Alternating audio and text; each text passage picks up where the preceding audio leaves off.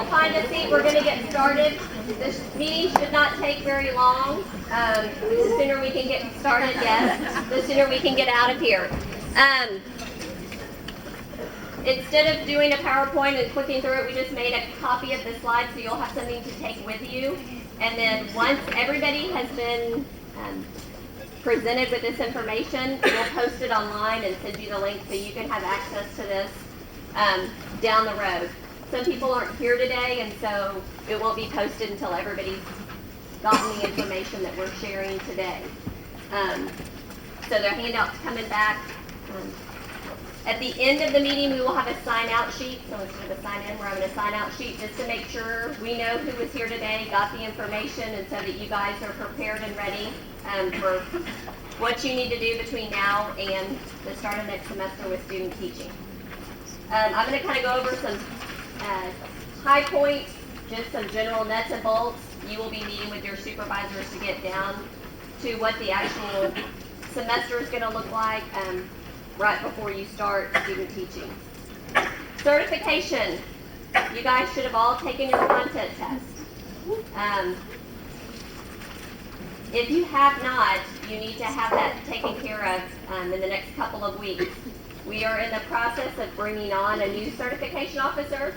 They're going to start next week, but they're probably not going to be ready to start fielding a lot of questions and everything for a couple of weeks. So my hope is that when you get back from Thanksgiving, that you will have an email sometime that first week in December from the new certification officer with details about getting you ready to take your PPR, any kind of questions you have.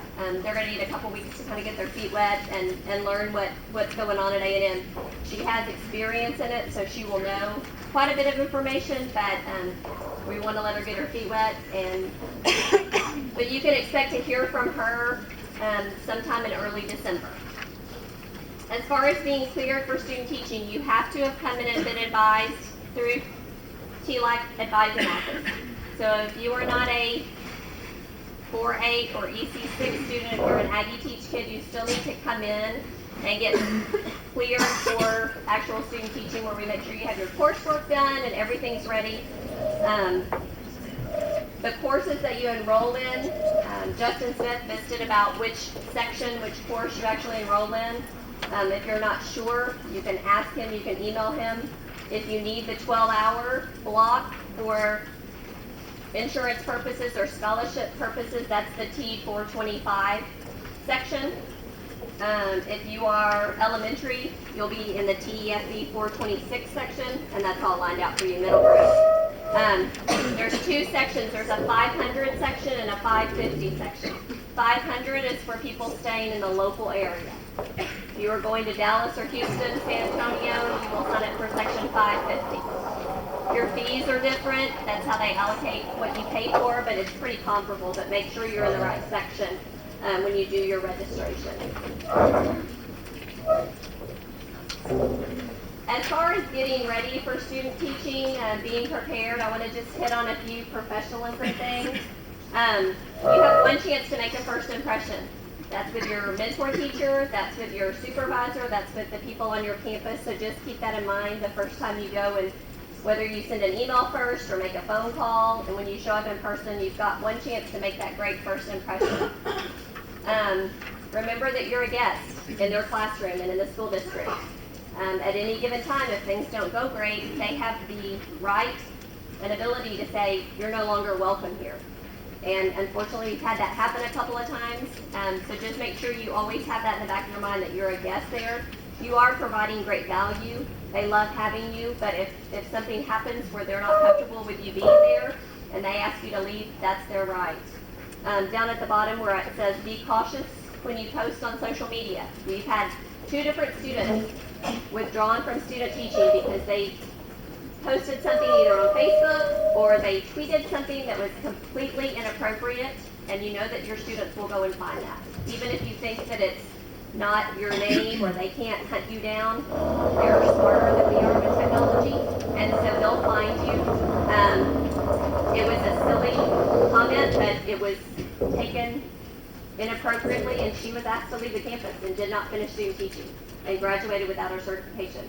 So you just want to be very mindful. You're moving from a student at A&M into a professional position. It's a 12-week job interview.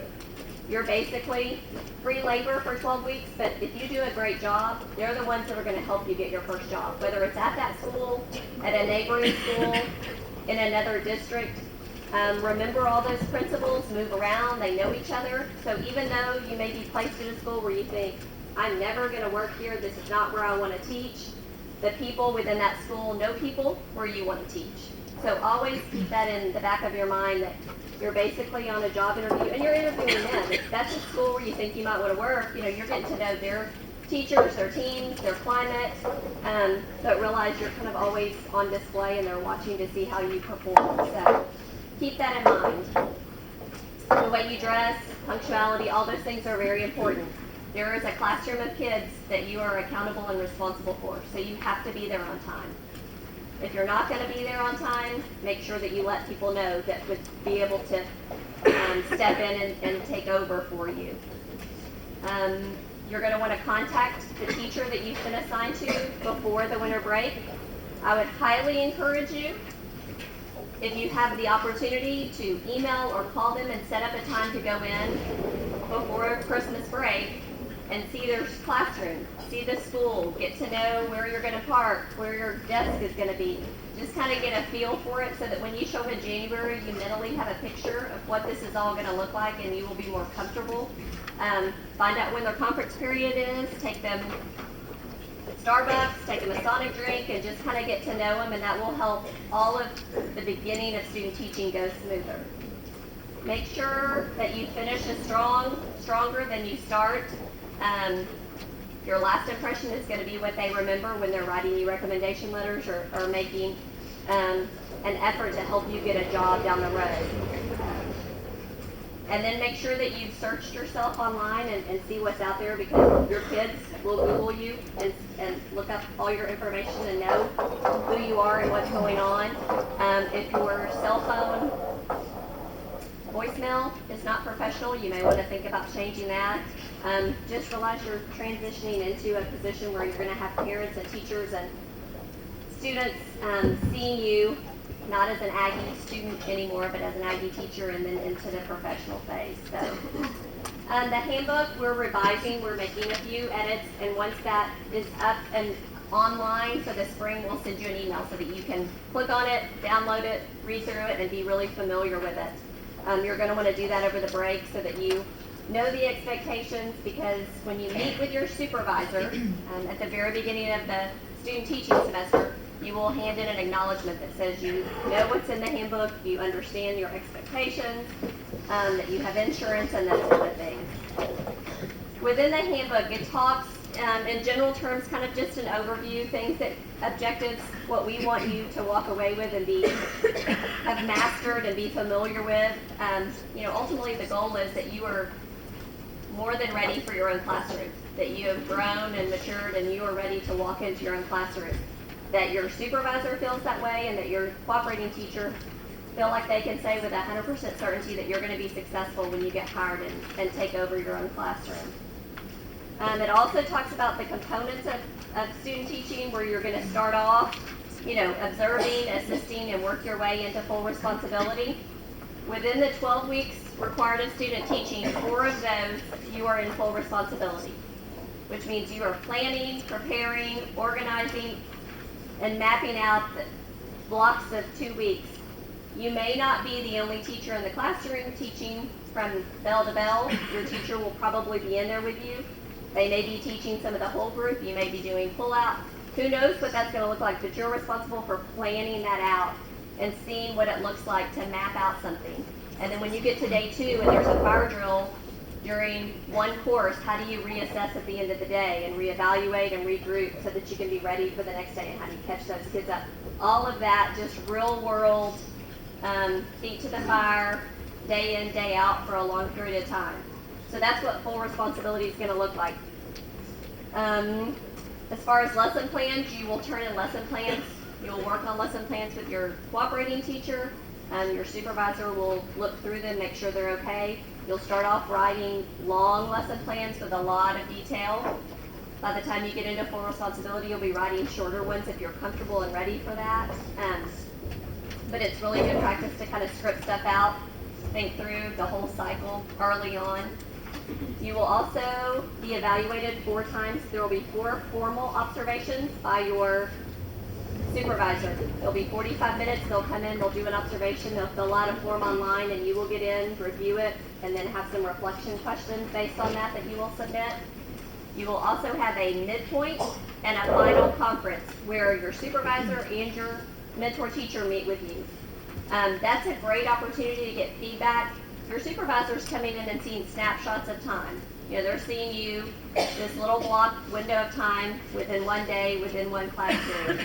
Your mentor teacher is seeing you day in and day out, transitions, good, bad, and so their feedback is going to be different, which is really valuable to help you understand big picture how you're progressing. But that's an opportunity for them to give you feedback, you to ask questions, and those 2 things are also submitted online, and then you will do a reflection based on those 2 evaluations as well. TEA requires a minimum of 60 days student teaching, and so that's what we are requiring. Other programs, even at A&M, require 14, 15 weeks, so you have to finish those 60 days. We haven't built in extra days that kind of give you wiggle room. So if you're sick, if you go on a job interview, if your best friend's getting married and you miss a day or 2 here or there, you are responsible for tacking those on to the end, okay? Career fair counts as one of the 60 days, and if the school has staff development and you attend, that counts as one of the days. But like Martin Luther King Day, I think we'll all be off, that doesn't count. Spring break doesn't count. If there's holidays for Easter, those don't count. We will have the calendar, we'll count up the days you can confirm, but we will have a start and an end date for you so you have a picture, assuming you don't miss, but just realize any absences you tack on at the end. Okay? You will have seminars where you will meet with your supervisor. You'll have a couple early on in the semester and then a couple throughout the semester. They'll go over nuts and bolts stuff early, but as the semester progresses, they will probably give you an opportunity to say, I would really like some more information or some more feedback or input on classroom management or lesson planning, whatever those things are. It's an opportunity for you to get together with your supervisor and potentially other students to kind of talk about how things are going. Within the student teaching semester, of course you're going to be student teaching, you will be turning in some things to your supervisor. You'll do a semester planning. You'll plan out the whole semester kind of and show where you're going to build in your full responsibility, how you'll build up to that. So your first week you may be observing. The second week you may add 1 class. So you may watch your teacher and then teach the next class. By the 3rd week you may be teaching 2 or 3. You'll work up to half. You'll go into full responsibility. This is in a perfect world, week 5 and 6. Then week 7 you'll kind of back down, just observe, do a lot of reflecting, maybe go look at another class somewhere, get some other feedback, and then you build back up to full responsibility toward the end. And then usually that last week you're just kind of easing your way out of the classroom. It's tough to go from full responsibility straight out, so usually week 10 and 11, somewhere in there, you're doing that second round of full responsibility. You will also turn in a weekly schedule to your supervisor because many of them will have multiple students that they're observing, and they don't want to come to your class if you're not teaching during that window of time. So they're going to expect a weekly schedule sent in to you. They'll give you samples or an example of how they want that submitted to them, and you will be responsible for turning that into them on a regular weekly basis. You will also keep a notebook. So within your notebook, you'll keep your lesson plans. You'll have information from the school. You'll have a copy of your handbook, any information. That's also where you will keep a journal. You'll do a lot of self-reflecting. Early on, you're going to reflect on some things, and then 2 or 3 weeks in, you will figure those things out, and you'll be moved on to other things. But it's a great tool for you to show growth and to see growth and to see things that you thought were really worrisome or you were going to struggle with and how you've overcome them and worked your way up. That notebook needs to be out and available if anybody from A&M, your supervisor, or one of us, anybody were to come in just to kind of look through. So you're going to want to keep that at your desk or wherever you've been given a spot to kind of call your own in your classroom. You will also have some discussions on eCampus.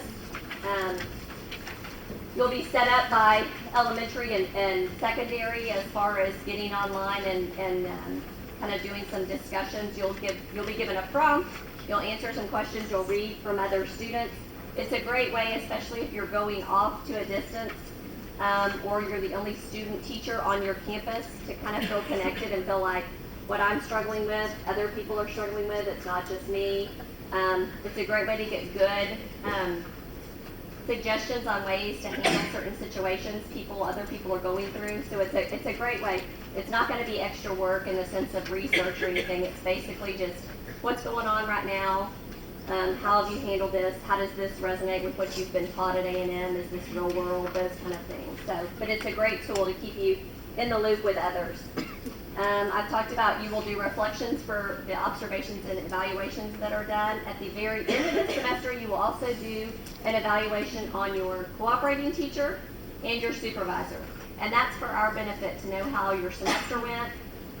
If you have an outstanding mentor teacher, we want to use them again. We want to know how your supervisor did with providing communication and doing your observations. So that's your opportunity to let us know. That stays internal. That's just for us to kind of know how things are going. Also within the handbook, there are pages that clearly outline kind of the role of the cooperating teacher, what they're expected to do. Other than obviously mentoring you, encouraging you, we ask for them to give you ongoing feedback, but it's kind of an informal thing. So you may teach, and then if you guys are eating lunch together, they may debrief about something. They're going to kind of be giving you feedback as you go, and just kind of being there for you when you have questions and need something. The supervisor, like I said, is kind of like your principal. They kind of come in, do a snapshot observation. If you're struggling, they're going to be the ones you go to first. If you need help with something, if you have questions, they're kind of your go-to. They will also be doing all your observations, and then also those conferences, they'll facilitate those. Always comes up serving as a substitute, and the policy on that is you are allowed if your district approves of it. So that's the first thing. The district and some districts don't let students serve as subs, but if your district does allow it, you will have to be cleared through the district. So if that requires you to go to some kind of sub orientation, you're going to want to look into all that before the break so that you've done all that. You can't miss a day of student teaching to go take care of that. So if you're going to be interested in subbing, the only person you can be asked to sub for is your cooperating teacher.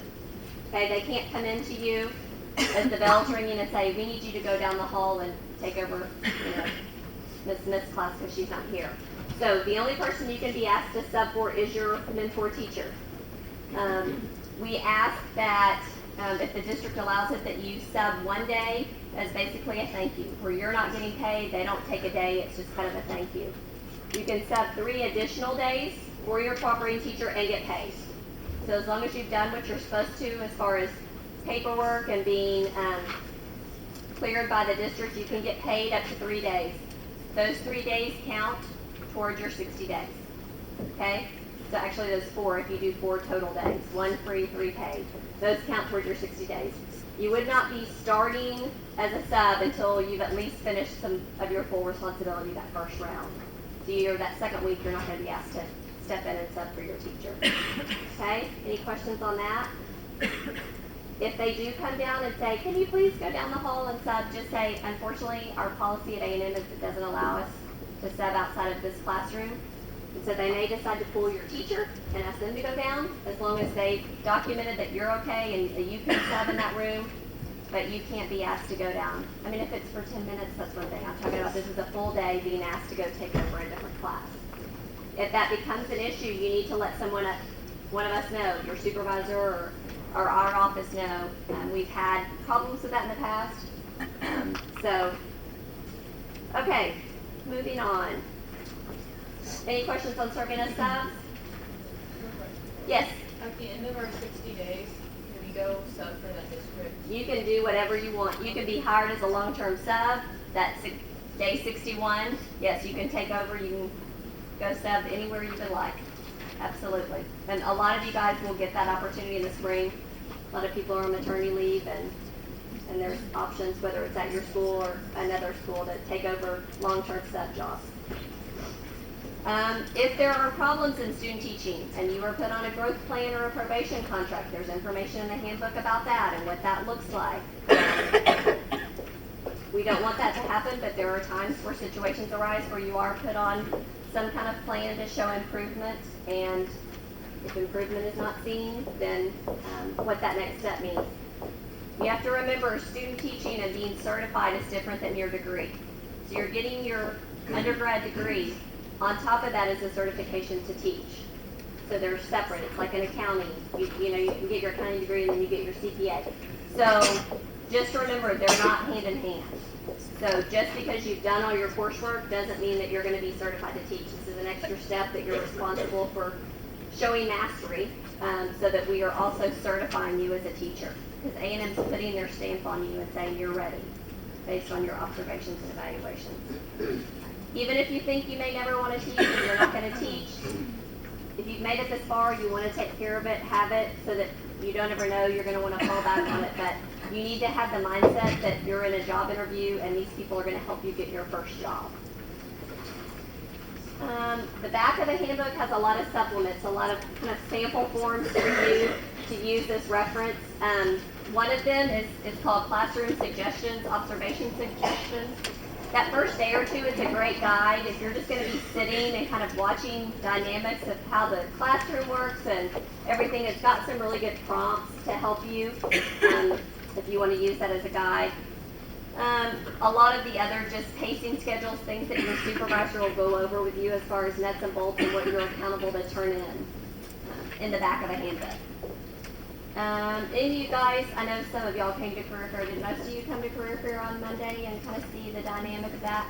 So there were 120 recruiting tables. Probably in the spring there will be at least 160. Spring is always quite a bit larger because more districts are hiring. So that is one of your 60 days you are required to attend.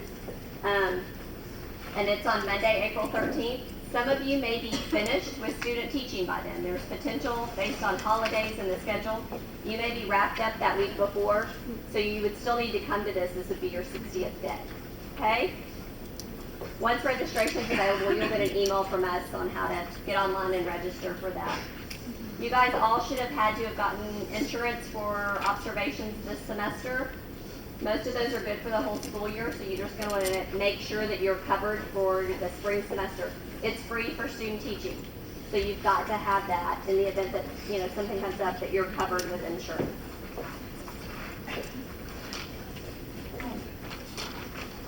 T-shirts, is that what's left?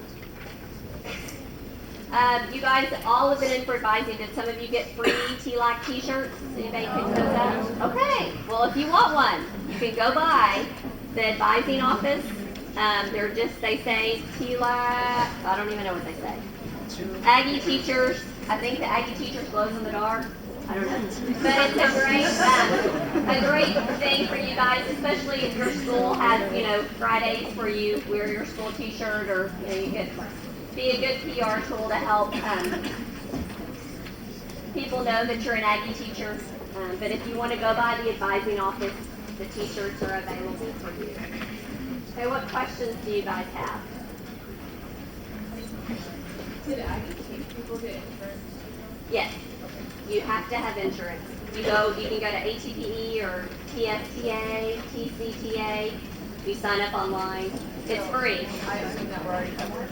If you got it last semester, you have to do it yourself. Oh. So if you didn't do it for 406, 407, you'll need to do it for student teaching. Yeah. If we already met with Justin, like earlier this week, but she needs If you've already met with a TLAC advisor this semester and they told you you're cleared for student teaching, you shouldn't have a hold or a block on your registration. You should be able to register for student teaching. If you get in and you can't, it probably means you haven't been in this semester. Okay. Any other questions before I make a couple more comments? Okay, one, remember you are going out into the world representing A&M. We have partnerships with a lot of districts, including our local ones, that value what you guys do and the people that have come before you. So just remember you're representing A&M. There's a really good chance if you're leaving Bryan Claude Station that you'll be on the campus with student teachers from other universities. So you're going to want to outshine and kind of be the best out there. So just keep that in mind. Bad news, we do not have placements today. We will have them to you next week. Typically, we don't have this meeting this week. We typically have it next Friday or even after Thanksgiving. We have too many pendings. We had a last minute hiccup yesterday with a district pulling out. And so without having placements in a good place, we do not have them. So what we will do is next week, as soon as we have most of them, there's a potential, we may not have everybody, but when we feel good and have people placed and supervisors assigned, we will send you an electronic email with all your placement information, your cooperating teacher name, their email, detailed information about what to expect and dates and everything. But we just were not in a place with last minute changes to have those ready today. So I'm very sorry. Yes. So we're going to receive an email? You will get an email sometime next week. Okay? Before you leave, you must sign out. That's how we know you're there. Hold on. You don't know where to go. What do you have? I have S through Z. Okay, the end of the alphabet is in this corner, back over here. K through R, and then A through J is in that door. Whoops. All right, find your name, sign, and then you're good to go. I'm not as live as you. Well, they didn't